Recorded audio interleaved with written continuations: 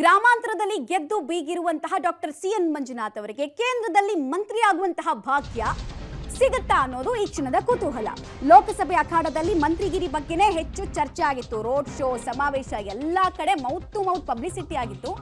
ಇವ್ರನ್ನ ಗೆಲ್ಸಿದ್ರೆ ಇವ್ರು ಮಿನಿಸ್ಟರ್ ಆಗ್ತಾರೆ, ಸೆಂಟ್ರಲ್ ಅಲ್ಲಿ ಹೆಲ್ತ್ ಮಿನಿಸ್ಟರ್ ಆಗ್ತಾರೆ ಅಂತ ಮೌತ್ ಟು ಮೌತ್ ಚರ್ಚೆ ಆಗಿತ್ತು. ಅದು ಸಾಕಾರಗೊಳ್ಳುತ್ತಾ? ಕಳೆದ 2 ಅವಧಿಯಂತೆ ಅಚ್ಚರಿಯ ಕ್ಯಾಬಿನೆಟ್ ನಲ್ಲಿ ಡಾಕ್ಟರ್ಗೆ ಸ್ಥಾನ ಸಿಗುತ್ತಾ? ನೋಡಿ, ಈ ತರ ಸರ್ಪ್ರೈಸಿಂಗ್ ಪ್ಯಾಕೇಜಸ್ ಅನ್ನ ಹಿಂದಿನ 2 ಅವಧಿಯ ಮೋದಿ ಸರ್ಕಾರ ಕೊಟ್ಟಿದೆ. ಒಂದು ಎಕ್ಸಾಂಪಲ್ ಕೋಟ್ ಮಾಡೋದಾದ್ರೆ ವಿದೇಶಾಂಗ ಸಚಿವಾಲಯದಲ್ಲಿ ಜೈಶಂಕರ್ ಅವರನ್ನು ತಂದು ಕೂರಿಸಿದ್ದು. ಸೊ ಅದೇ ತರ ಇವ್ರಿಗೂ ಕೂಡ ಅವಕಾಶ ಸಿಗುತ್ತಾ? ಅದೇ ತರ ಜಾಕ್ ಪಾಟ್ ಹೊಡೆಯುತ್ತಾ ಅನ್ನೋದು ಕುತೂಹಲ. ಒಂದೇ ಕುಟುಂಬದ ಇಬ್ಬರಿಗೆ ಕ್ಯಾಬಿನೆಟ್ ನಲ್ಲಿ ಹೋಗೋ ಅವಕಾಶ ಸಿಗುತ್ತಾ? ಇಬ್ಬರಿಗೂ ಲಕ್ ಸಿಗುತ್ತಾ ಅಥವಾ ಒಬ್ಬರಿಗಷ್ಟೇ ಸೀಮಿತ ಆಗುತ್ತಾ?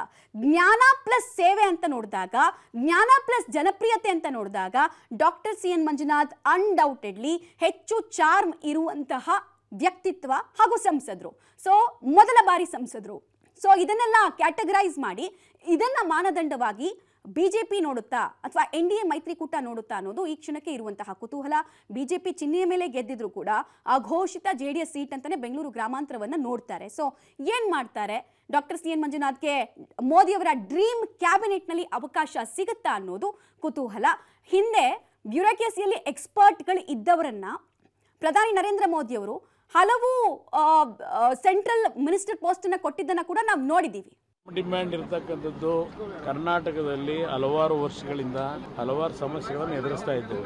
ಆ ನಿಟ್ಟಿನಲ್ಲಿ ನಮ್ಮ ಮೊದಲನೇ ಆದ್ಯತೆ ರಾಜ್ಯದ ಹಲವಾರು ಸಮಸ್ಯೆಗಳಿಗೆ ಪರಿಹಾರವನ್ನು ಕೇಂದ್ರ ಸರ್ಕಾರದಿಂದ ಪಡೆಯಬೇಕು. ನಮ್ಮ ಒಂದು ಪಕ್ಷದ ಪ್ರಮುಖವಾದಂಥ ಆಸಕ್ತಿ ಇರತಕ್ಕಂಥ ಇಲಾಖೆ ನಮ್ಮ ಏನೋ ಒಂದು ಫಾರ್ಮಿಂಗ್ ಕಮ್ಯುನಿಟಿ ಒಳ್ಳೇದು ಮಾಡಬೇಕು ಅಂತಕ್ಕಂಥದ್ದು ನಮ್ಮ ಮೊದಲಿಂದ ಹೋರಾಟ. ಇವತ್ತು ಕೃಷಿಯ ವಿಷಯಕ್ಕೆ ಸಂಬಂಧಪಟ್ಟಂಥ ಇಲಾಖೆಗಳ ಬಗ್ಗೆ ಮೊದಲಿಂದ ನಮ್ಗೆ ಆಸಕ್ತಿ ಇದೆ. ಅದು ನೋಡೋಣ ಏನೇನು ತೀರ್ಮಾನಗಳಾಗುತ್ತೆ. ಅಲ್ಲ, ಅದೇನಾಗುತ್ತೆ, ಯಾವುದೇ ಒಂದು ಕ್ಷೇತ್ರದಲ್ಲಿ ಅಭೂತಪೂರ್ವ ಸಾಧನೆ ಮಾಡಿದರೆ ಜನರು ನಿರೀಕ್ಷೆ ಮಾಡಿರ್ತಾರೆ. ಅದು ಜನರ ನಿರೀಕ್ಷೆ ಮಾಡೋದು ತಪ್ಪಿಲ್ಲ, ಬಟ್ ಅಲ್ಲಿ ವಾಸ್ತವಾಂಶ ಏನಿರುತ್ತೆ ನಮಗೆ ಗೊತ್ತಿಲ್ಲ. ನೋಡೋಣ.